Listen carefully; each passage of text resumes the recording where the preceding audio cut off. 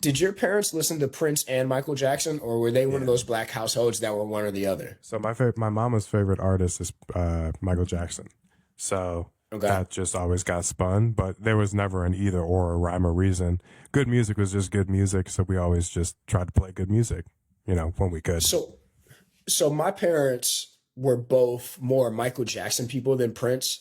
So like when I think about music that I listened to growing up, I think of a lot of J5 and I think of a lot of Michael Jackson. Like one of my first travel memories with my mother is we went to Detroit for a weekend when I was a kid. And growing up in Cleveland, Detroit, from Cleveland to Detroit is like maybe 2 hours.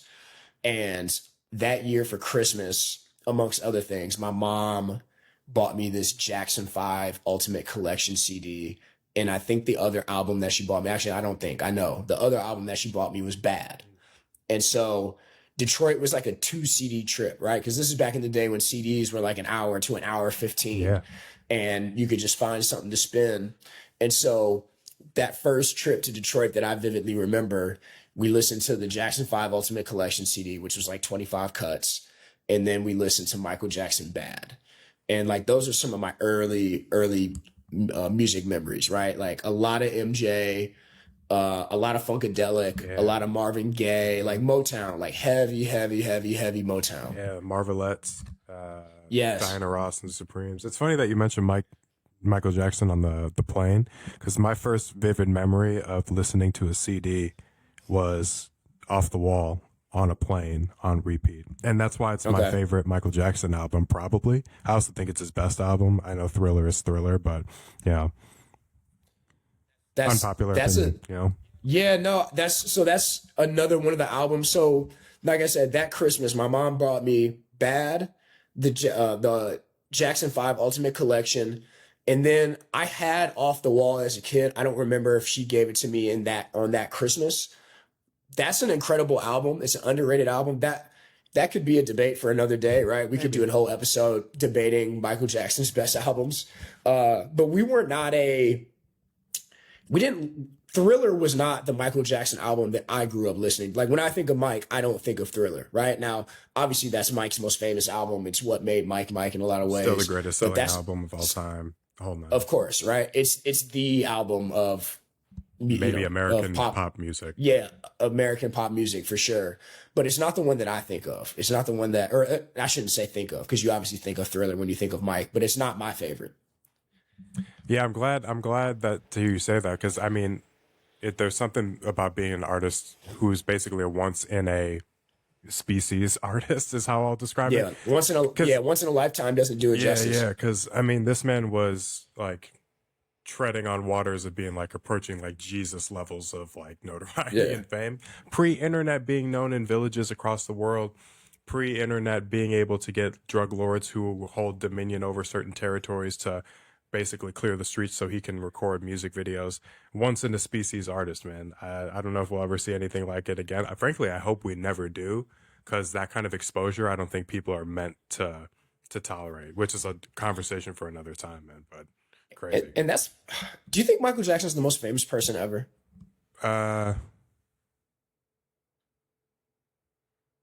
I know I'm putting you on the spot right now. no, but I it would be hard for me to say yes, because there were emperors back in the day who, right. Listen, in modern society. in modern society, Yeah. he's on the short list. But you Yeah. got to think about all the different. You got to think about academia. You got to think about pop culture. You got to think about Sure. the political climate.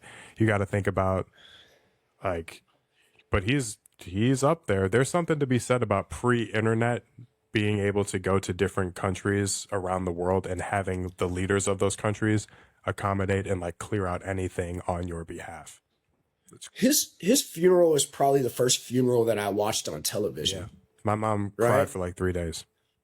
Yeah, I remember where I was when he died. I was actually in Worcester, Ohio, where we went to school. For those that don't know, but I was in Worcester, Ohio. I remember very specifically where I was, and then again, I remember watching it on TV. Like that. That's the first funeral that I can maybe, and maybe there was other people who's Princess I just Diana don't get remember one as vivid. on TV? I'm sure she did, but I don't know if I you watched said it. it's your You know memory, what I mean? right? But Yeah, that's the first one that I remember watching on TV, and like it being relatively normal that I was going to watch this guy's funeral on television. Yeah. And almost like expected, right? Because Yeah. like, oh, the icon passed. You know what I mean? Him and Yeah. Prince have a really interesting rivalry. Obviously, it feels more rooted in respect than like envy and jealousy. One of my favorite little anecdotes is Mike would wake up in the middle of the night because he got inspiration or an idea for a song, and he would immediately go to his studio to record it because he was afraid that God would give the idea to Prince if he didn't record it ASAP. I just think that's the level of talent and respect you probably have to have for your opposition. It's like the combatant's code, right? It's Muhammad Ali is out of work for 3 years because he's sitting out of the Vietnam War. And Joe Frazier pulls him into his limo one day and gives him $1,000 because, you know, he's stretched for cash. You know, it's like things like that. It's pretty for sure. Human beings and pursuing mastery and reaching the highest levels of your talent probably gives you a pretty interesting life, you know? Absolutely. The reason I asked also is my family wasn't a Prince family, right? So like my mother really liked Prince, but we didn't listen to a ton of Prince. I didn't start really listening into Prince until I got older and I met other people that were really into Prince, which I just always found that interesting. And I felt like there were some black households where it was like, you're either one or the other. And then, like you said, they kind of had this rivalry, may not be the right word, but there was definitely some competitive energy between the two of them. Have you seen the We Are the World documentary? Yeah. That really puts into Fantastic. perspective on how much control Lionel Richie had for somebody who's, you know, we weren't born then. That dude was like the conduit. I had no idea he was like the center of the music world at that time, to be able to just effortlessly get all those people in. Orchestrated the whole thing.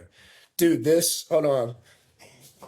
I don't remember where I bought this at. I think I bought this at a record store in Memphis. But this is the We Are the World original vinyl. Isn't that awesome? That's crazy. That's sick, right? A little bit of American history, man. Yeah. So, like I said, I don't even remember where I'm pretty sure I got that at a record store on Beale Street in Memphis, Tennessee when I was living out there. How about that? And I wish I had a better way to like, because I have all the records in my background. I wish I had a better way to like blow this image up, because I think this is the dopest one that I have, but from afar you can't really tell what it is.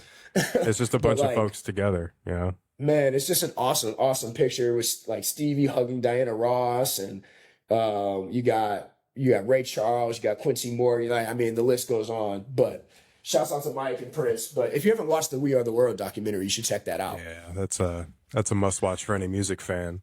You know, for sure. We could obviously go down the rabbit hole of music all day, but you know, as we're building this part of the channel out, y'all are here for suggestions to see where our mind's at, see where our spirit's at as we're listening. Jordan, you want to give your song this week, or you want me to kick it off?